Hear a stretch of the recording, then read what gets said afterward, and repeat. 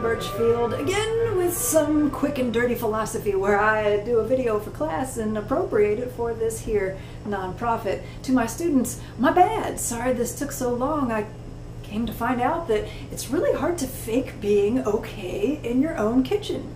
Here's where the breakdowns happen. So now that I have bounced back from whatever psychotic depression that was, I'm gonna have some fun with you all in Descartes. So Descartes, Rene Descartes, there we go. He's writing in the early to mid 17th century. We're gonna start with his dualism. According to Descartes, there are two fundamental substances that comprise the essence of existence, the stuff of all that exists. So we have substances, the foundation of existence. We have two types. Let's divide it into two and measure the dialogue between. We'll be like Plato, huh? Huh? Yeah. There is mind, or intellect, and there is body. Okay? Body, or we might could say space, is extended. It is divisible.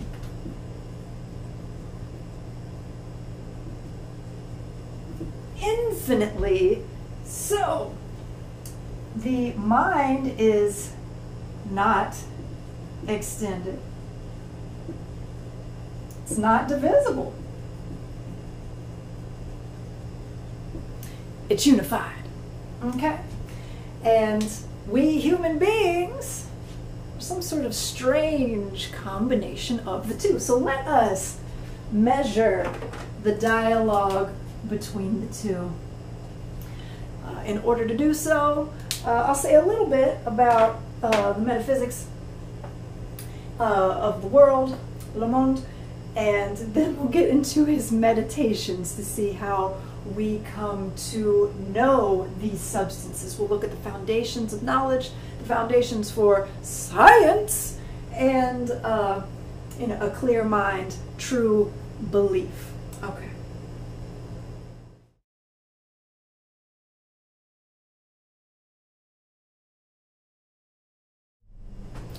All right, so here we are, human beings. So sophisticated. Can you see that? Again, once again, the lighting, I'm not so sure about these whiteboards. Anyways, we have human beings. We're comprised of both body and mind. Now, our bodies work like machines, like clockwork. Here, there are machinations. This body receives information about this world, certain sorts of lesser knowledge about this world through sense perception.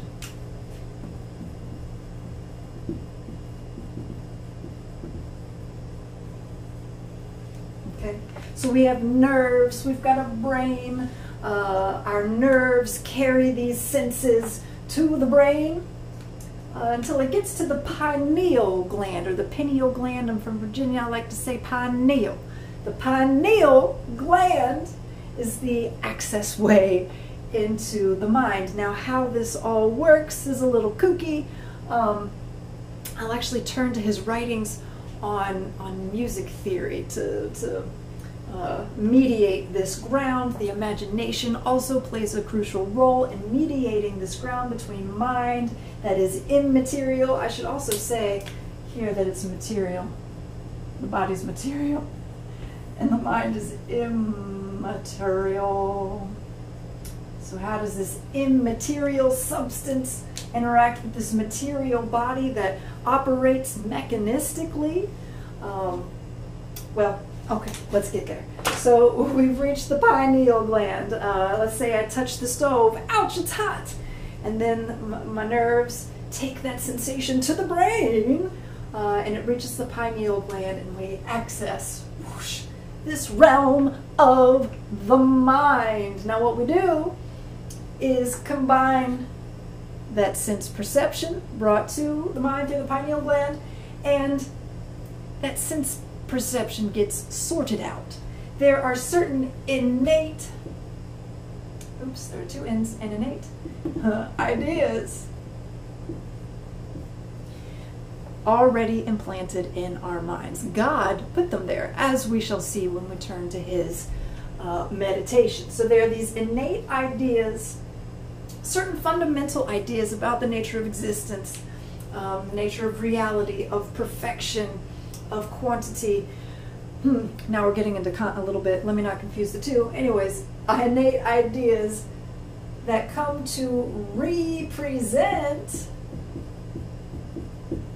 what's going on in sense perception via ideas. These are representational ideas of what's going on in sense perception.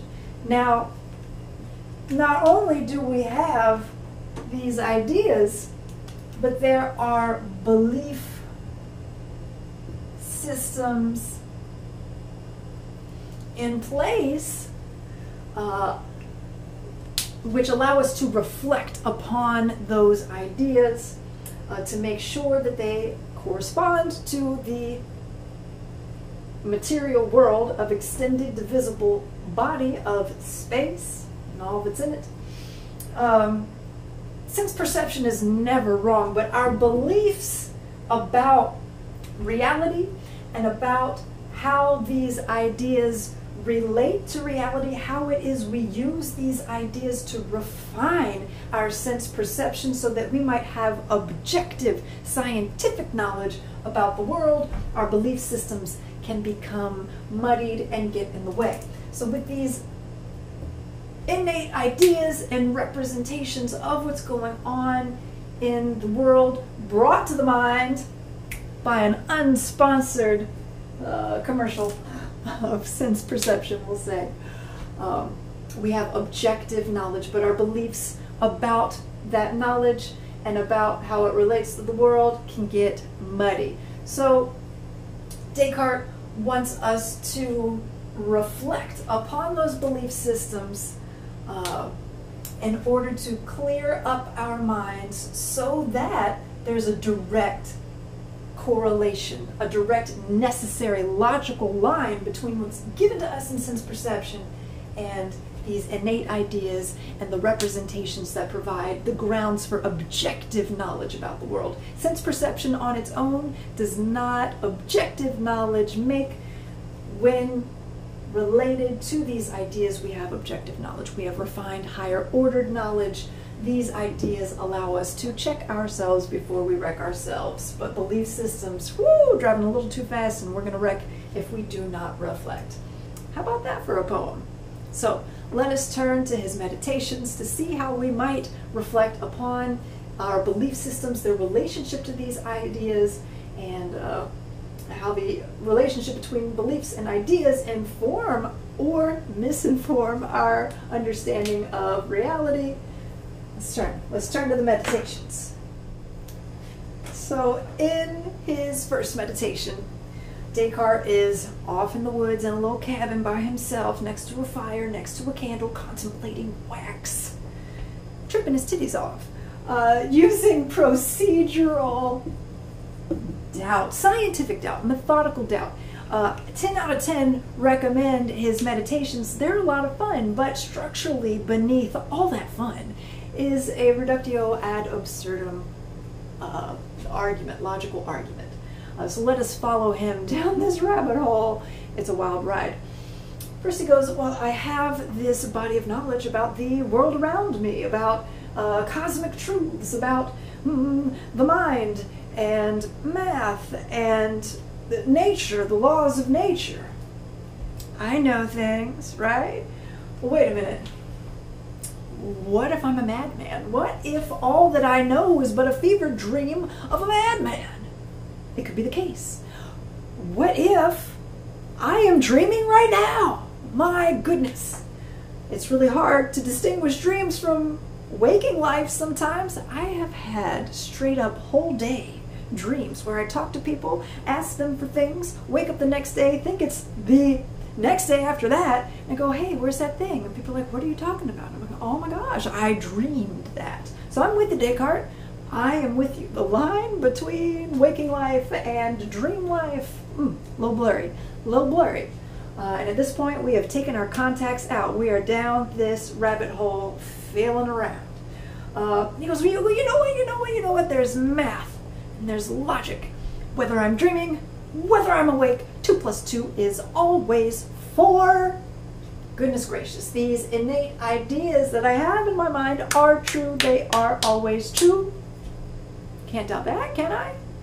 Well, what if God is a deceiver God? What if God is a trickster who has, out of some sort of cosmic joke, put these innate ideas in my head in order to confuse me? What's left? What is left? Then we get to the second meditations, and this is where we get that famous quote, I think, therefore I am. We can't doubt that we're doubting. Descartes in that little cabin in the woods by himself on Lord knows what. Probably nothing. I mean, what else was there to do in the mid to early 1600s? Quite the imagination to get you through the dregs of life. Anyways, whether he's on drugs or not, Descartes cannot doubt that he is doubting, that he is performing this procedural doubt. And so he goes, does it now follow that I too do not exist? No, if I convinced myself of something, then I certainly existed. But there is a deceiver of supreme power and cunning who is deliberately and constantly deceiving me. In that case, I too undoubtedly exist. If he is deceiving me, and let him deceive me as much as he can, he will never bring it about that I am nothing, so long as I think that I am something. So after considering everything very thoroughly, scientifically, procedurally, I must finally conclude that this proposition, I am, I exist, is necessarily true whenever it is put forward by me or conceived in my mind. But he doesn't want to start there. Okay, we've reached the foundation. I think, therefore I am. I cannot doubt that I am doubting. And we're going to build back up from there. But what do we know?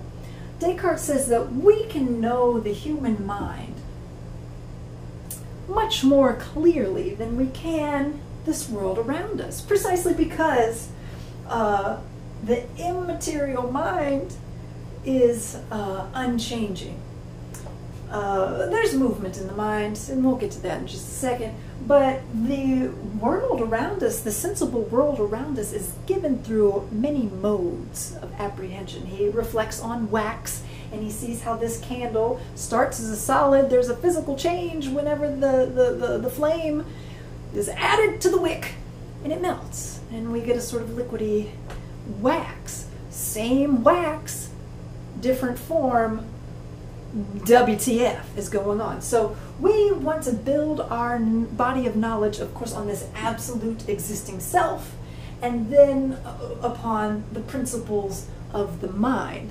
And then we can let the material world sort of fall into place within the foundations and principles of the mind laid out.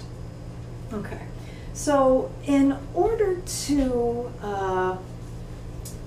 understand this relationship between mind and body being something that is of this sensible world and is changing, he needs to bring in the existence of God. So we want to, go back out the way we came in. So now we've found this self that is absolute, this mind. We cannot doubt that it is there, and that there are innate ideas in that mind.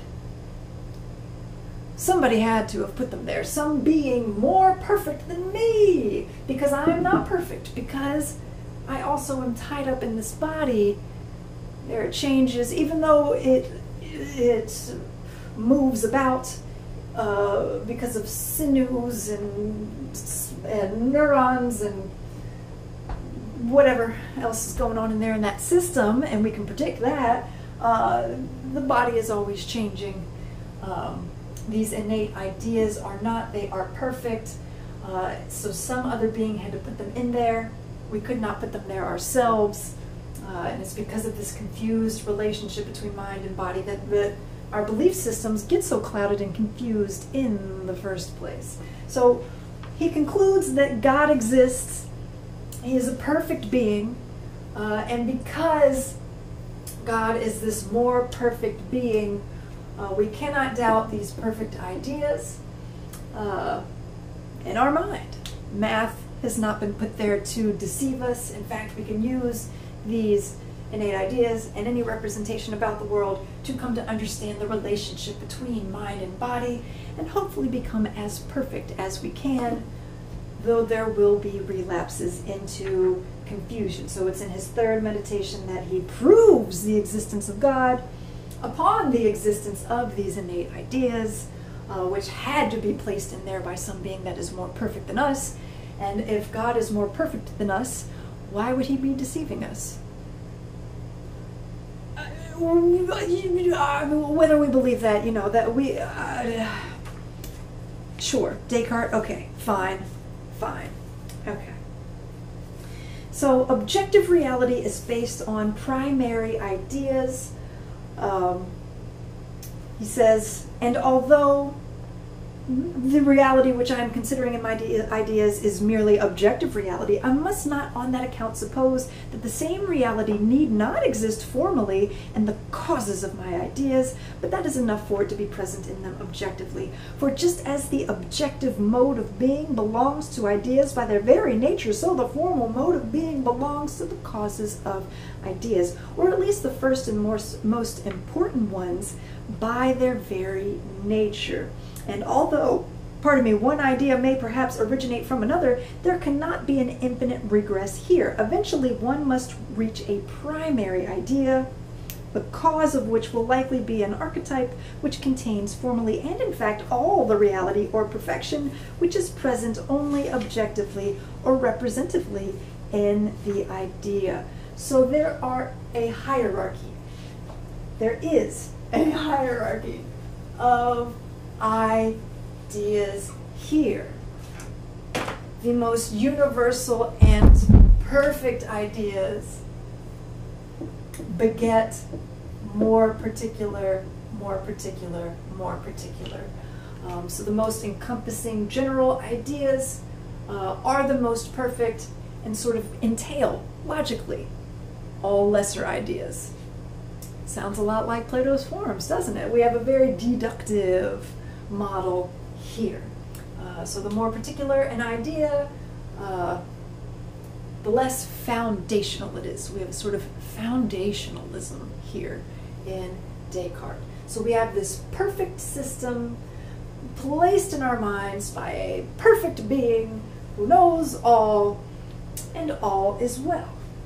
However, we still need to work our way out into the existence of this world.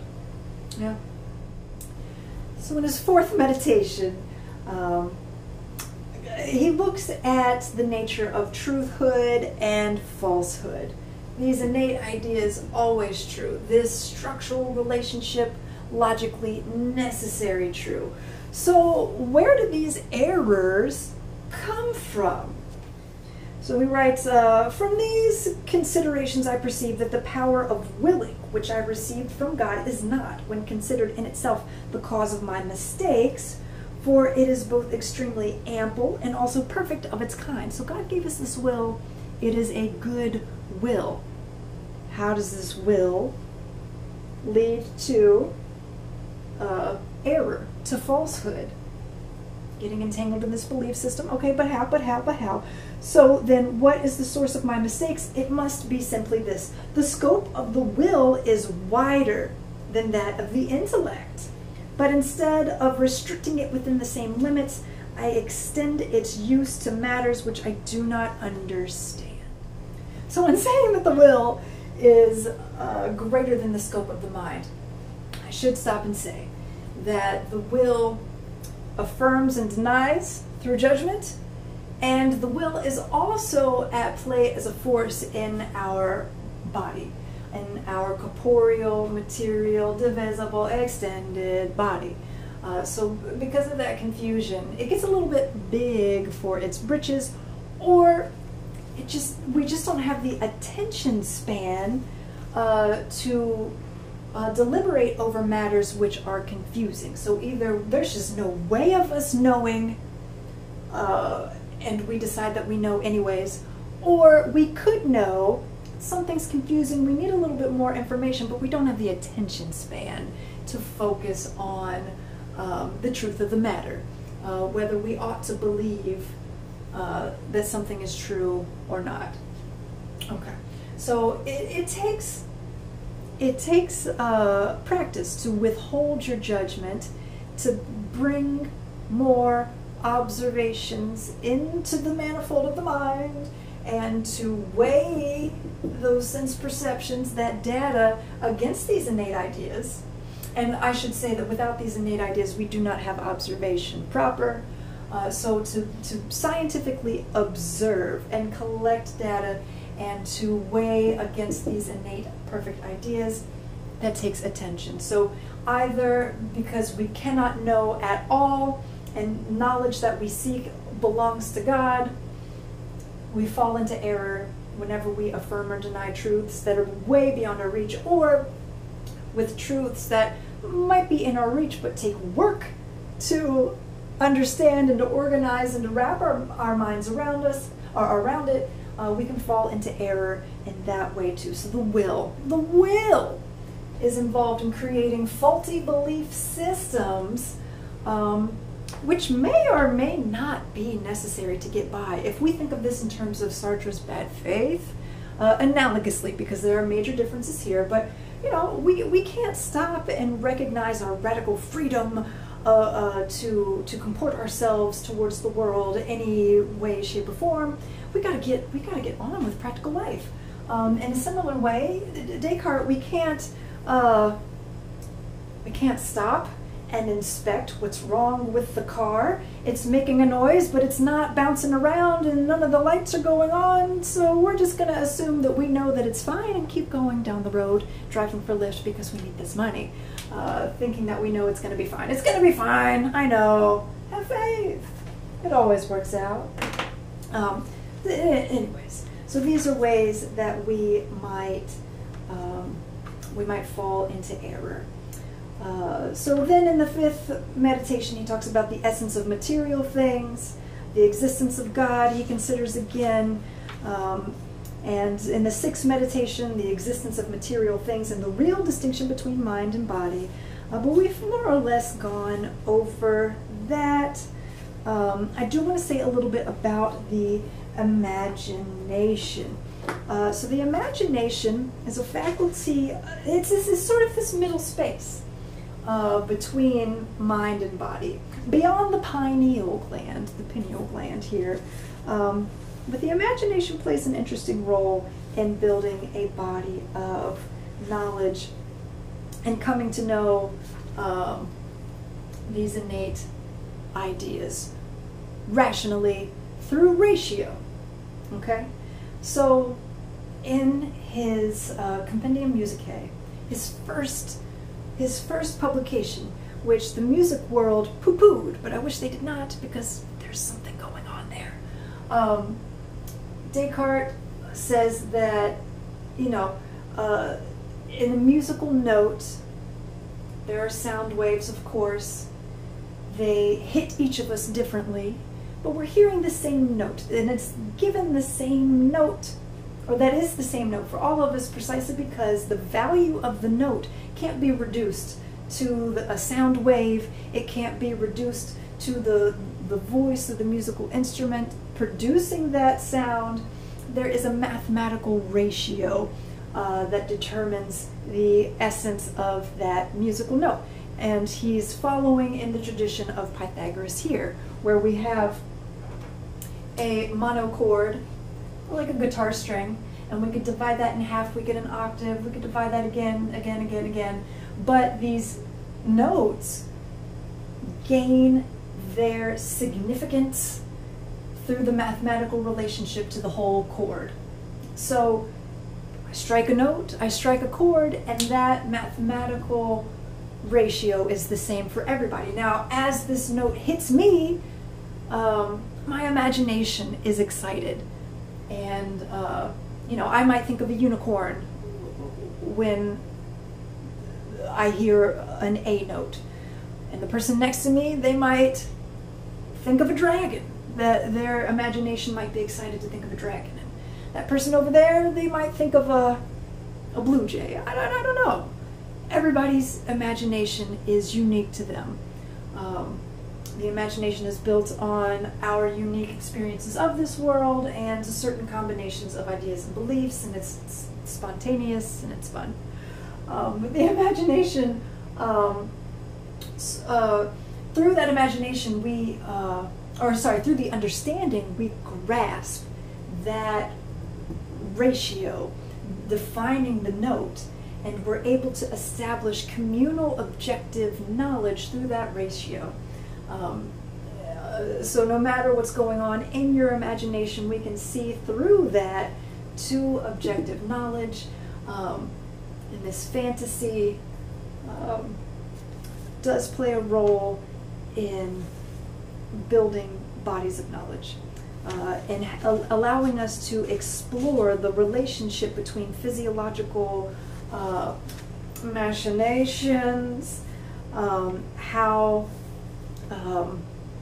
imaginings are stirred by this sense perception, how they also play a role in creating these belief systems and determining the will to affirm or deny, or potentially to move our body this way or that. So the imagination can serve to reveal the truth, like in the example of a musical note, or it can obscure so Plato takes a similar take towards the imagination, especially in terms of poetry.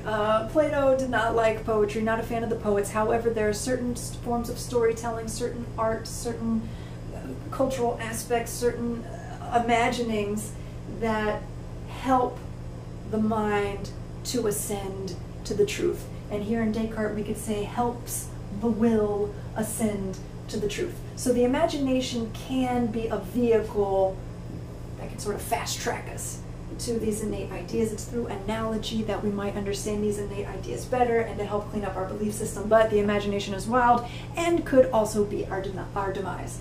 Music is a wonderful way to train the imagination to grasp both mathematical ratio, its relationship to the bodily corporeal world, and these innate ideas. Why, music community, did you poo-poo the Compendium Musicae?